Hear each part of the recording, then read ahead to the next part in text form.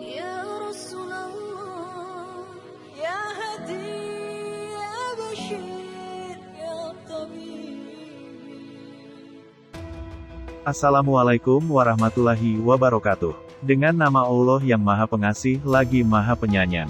Segala puji bagi Allah yang telah menjadikan kita nasihat, yang telah memberi kefahaman kepada kita dari berbagai ilmu para ulama yang ahli. Dan semoga solawat dan keselamatan tetap terlimpah kepada junjungan kita Nabi besar Muhammad Shallallahu Alaihi Wasallam dan juga kepada para sahabatnya yang baik yang selalu berpegang dengan syariatnya. Kisah Sunan Gunung Jati taklukkan naga raksasa yang berubah menjadi pusaka sakti mandraguna. Salah satu kisah kesaktian atau karomah yang dimiliki Sunan Gunung Jati adalah mampu menaklukkan ular naga raksasa. Berkat karomahnya itu sang naga raksasa berubah menjadi senjata pusaka yang sangat sakti. Kisah ini tercatat dalam naskah kuno Cirebon yang bernama Naskah Mertasinga.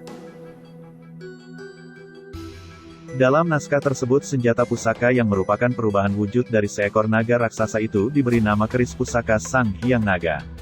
Dinamakan Sang Hyang Naga karena keris tersebut merupakan jelmaan dari seekor naga besar yang Sunan Gunung Jati taklukkan pada saat malam Lailatul Qadar, bulan Ramadan.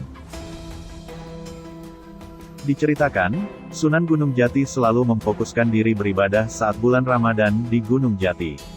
Pada hari ke-28 di bulan Ramadan, ketika Sunan Gunung Jati sedang melaksanakan salat sunnah di sepertiga malam, tiba-tiba beliau diganggu oleh seekor ular naga. Ular naga raksasa tersebut berada di sampingnya, berupaya untuk mengganggunya, namun Sunan Gunung Jati tetap melanjutkan sholatnya. Setelah selesai sholat, ular naga raksasa itu tetap berada di sekitar Sunan Gunung Jati, namun lagi-lagi beliau tidak menghiraukannya dan melanjutkannya dengan berzikir wirid. Namun, ular naga itu tetap saja mengganggu Sunan Gunung Jati. Maka setelah selesai berzikir, Sunan Gunung Jati menangkap ular tersebut, dengan posisi kepala di bawah sementara ekornya diarahkan ke arah atas langit. Tiba-tiba, ular naga raksasa yang dalam genggaman Sunan Gunung Jati berubah menjadi sebilah keris, tanpa gagang dan werangka, sarung. Setelah peristiwa itu, Sunan Gunung Jati pulang ke keraton.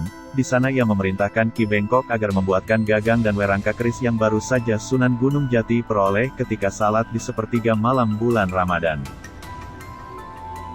Dengan cepat Ki Bengkok menuruti perintah rajanya, gagang keris yang dibuat oleh Ki Bengkok berbahan kayu kemuning, sementara werangkanya terbuat dari kayu huldi. Pada saat sholat Idul Fitri dilaksanakan, Sunan Gunung Jati membawa keris itu dalam pinggangnya. Keris itu kemudian dinamai oleh Sunan Gunung Jati dengan nama keris Sang Hyang Naga karena keris tersebut mulanya berwujud seekor naga besar. Konon kemudian, keris Sang Hyang Naga dijadikan sebagai pusaka pribadi oleh Sunan Gunung Jati. Pusaka sakti mandraguna keris ini dalam catatan yang lain disebutkan sangat bertuah. Bahkan keris inilah yang nantinya digunakan oleh Sunan Kudus untuk mengeksekusi mati Syekh Siti Jenar. Selain itu, Sunan Gunung Jati juga sempat menulis surat di Gunung Jati dengan menggunakan daun sebagai kertasnya. Surat itu ditujukan kepada anaknya di Banten yang isinya meminta Sunan Sebakingkin agar menyuruh cucunya yang bernama Kapil nama panggilan untuk Maulana Muhammad untuk pergi menunaikan ibadah haji, sebab dialah yang kelak akan menjadi raja. Surat itu dibawa terbang oleh keris Sang Hyang Naga menuju Banten. Keris itu terbang dengan cepat, cahayanya terang bagaikan andarup bintang jatuh di tengah malam. Sesampainya di Banten keris itu turun di Istana Banten. Semua yang ada di dalam puri terkejut melihatnya, mereka mengira bahwa ada bintang jatuh. Keris tersebut jatuh di hadapan Pangeran Sebakingkin.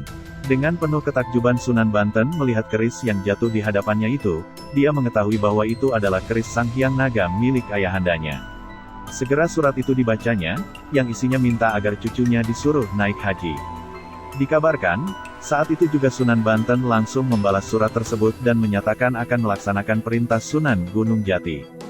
Surat balasan itu juga kembali dibawa terbang oleh keris Sang Hyang Naga.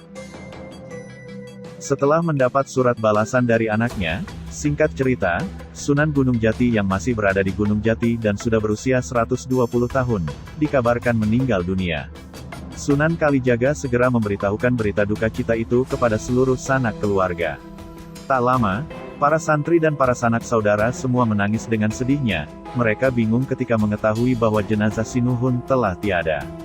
Dikabarkan, jenazah Sunan Gunung Jati dibawa para malaikat ke langit.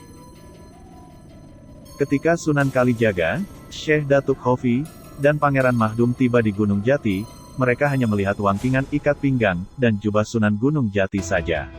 Lalu, Sunan Kalijaga segera menyingsingkan lengan bajunya untuk menggali liang lahat. Kepada Syekh Datuk Khofi dan Pangeran Mahdum, Sunan Kalijaga berkata, biarlah kalian jangan ikut-ikut, biar aku sendiri saja yang menguburkan pakaian itu. Pakaian Sunan Gunung Jati itu dikuburkan dengan bentuk kuburan yang tak terlihat karena diratakan lagi dengan tanah. Hanya tandanya ialah bahwa tak akan ada daun yang jatuh ke atas kuburan ini. Sementara, saat Tubagus Pase datang ke Gunung Jati bersama para Sentana Mantri, mereka menemukan keris Sang Hyang Naga dan tasbih milik Sunan Gunung Jati. Keris pusaka itu menggelantung di udara, merah membara bagaikan bintang jatuh, sedangkan tasbihnya kemudian segera dikuburkan. Tempat itu kemudian direka-reka menjadi berbentuk makam. Sementara Nyimas Putri Jangkung, kemudian tinggal di sana menunggui kuburan suaminya dengan penuh kasih sayang. Adapun keris Sang Hyang Naga kemudian terbang melesat ke langit bagaikan bintang dan jatuh masuk ke dalam Agung, yang kini berada di kompleks Keraton Kasepuhan, dan keris Sang Hyang Naga itu menghilang di sana.